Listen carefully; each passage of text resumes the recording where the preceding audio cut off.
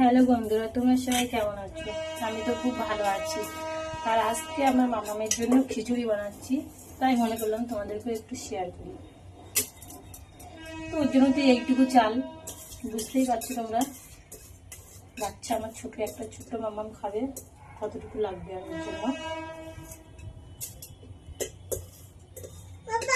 ও বাবা,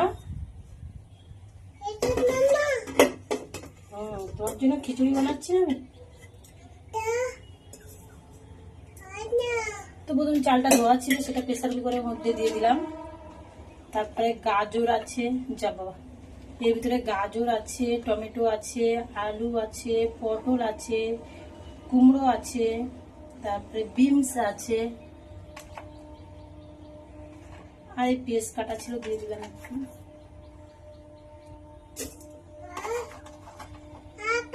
ও বাবা,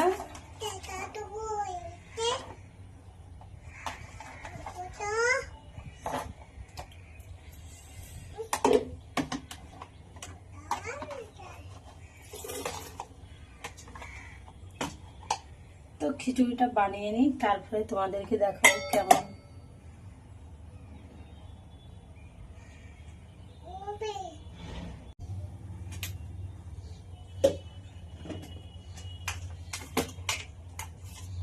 একটু নুন দিয়ে দিলাম,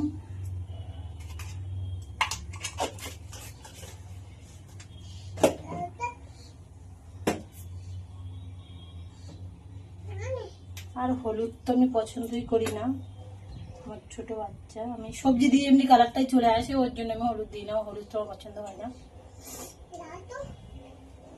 ও মাম্মা দাঁড়াও, মাম্মা দাঁড়াও, একটু তেল দিলাম ব্যাস। হ্যাঁ দাঁড়াও মাম্মা, দাঁড়াও। কি হলো মাম্মা, কি হলো?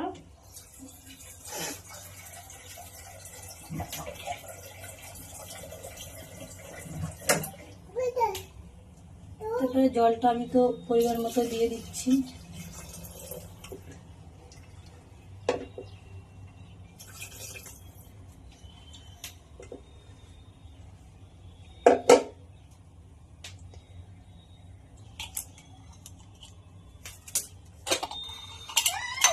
দাঁড়াও না বাবা,